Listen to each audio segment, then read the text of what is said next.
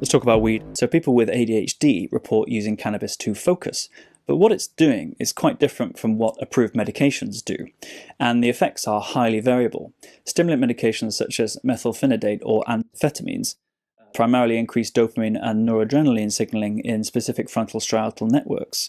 These networks support executive functions, task initiation, sustained attention, working memory, and impulse control.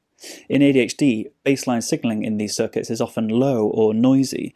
Stimulants raise the signal-to-noise ratio, which is why they can make thinking feel clearer, faster, and more directed rather than sedating. Cannabis works through the endocannabinoid system, mainly via CB1 receptors that are widely distributed across the brain. THC does not selectively enhance the executive networks, but instead it broadly modulates neural firing, often reducing excitatory activity and altering how salience is assigned to thoughts and sensations. This reduces internal restlessness, emotional reactivity, or anxiety. When the main difficulty is mental agitation rather than attention itself, that calming effect can be misinterpreted as better focus for ADHD people. In other words, cannabis may reduce distress or hyperarousal rather than improving attention control necessarily.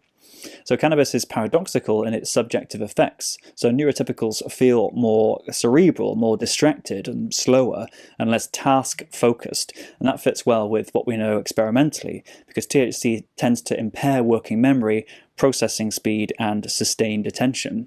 It can also increase associative thinking, which feels rich and reflective, but fragments goal-directed focus.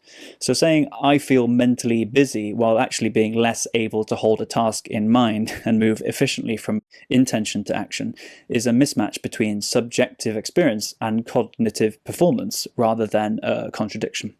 So despite the uptake, clinically, the evidence does not support cannabis as a treatment for ADHD core symptoms, despite the number of people that are turning to it, especially when they can't get medication like Ritalin because the waiting list is so long or because it costs more perhaps. At best, weed, it may help some people to relax.